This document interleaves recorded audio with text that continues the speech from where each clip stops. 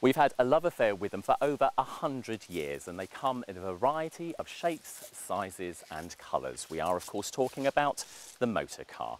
They're collected, renovated and shown across the country. And today's treasure hunt programme has an automotive connection. But meet Big Brother's little brother, because today it's all about model toys. They're called Dinky toys and were all the rage in England back in the 1930s when they were created by Frank Hornby, the man who invented the electric model train set. The Second World War put a temporary end to Dinky as the government of England banned the use of metal for the making of toys. But when the war was over, the little model toys began to reappear. But by the 1960s, Dinky faced competition as new manufacturers like Corgi jumped onto the lucrative model toy bandwagon. And in retaliation, Dinky launched a range of TV-related toys with models from the highly successful puppet TV series Thunderbirds in 1967. But the future was uncertain for Dinky and toy manufacturers as recession hit the industry in the early 70s. And with losses mounting in the millions and declining sales, the end of an era finally arrived in 1981 when the factory in Liverpool was demolished and Dinky toys were no more. But their legacy lives on around the world thanks to those young boys who collected them over the years. Now older and wiser and holding on to part of toy history, the value of the little cars have exploded. And in 2008 in London, England, a small red and green truck with the name W.E. Boyce of Highgate, North London, sold at auction for almost $32,000. A lot of money for such a dinky toy.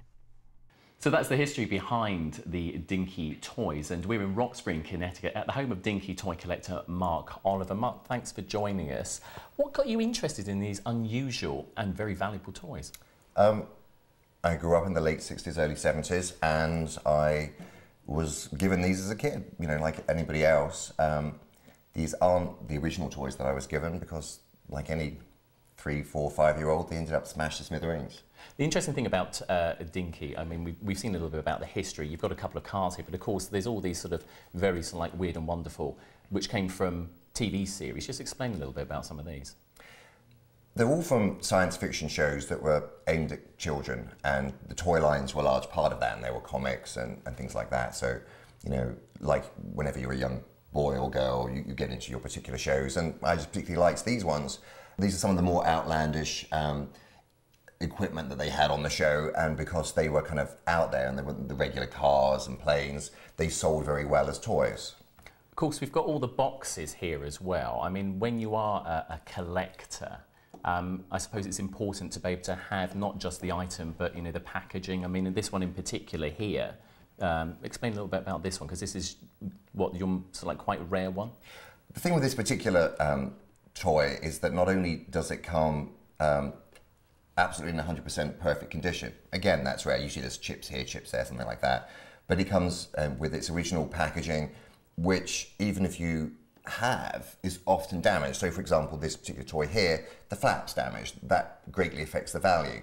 Whereas in this particular toy, it's absolutely untouched. Finally, what I want to talk to you about is the pink Rolls Royce. Yes. Why is that so expensive? And there's a little bit of a story behind that, isn't there? This is actually the reason why I started kind of collecting the toys again. When I was about 4 or 5, I went on holiday to the coast in England, and my uncle bought me this on that holiday. And when he passed away a few years ago, I saw one of these, and despite the great cost, decided to buy it as kind of a remembrance thing.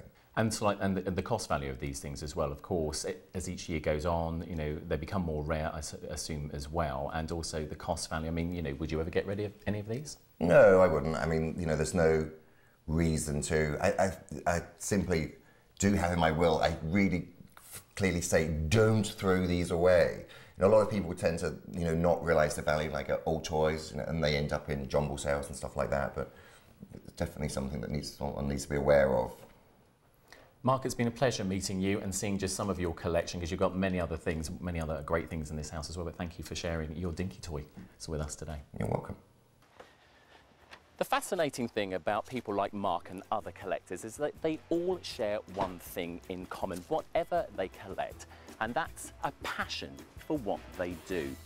But what else have we learned about today's story? Well, when it comes to separating the men from the boys, it seems the real difference is in the size and price of their toys.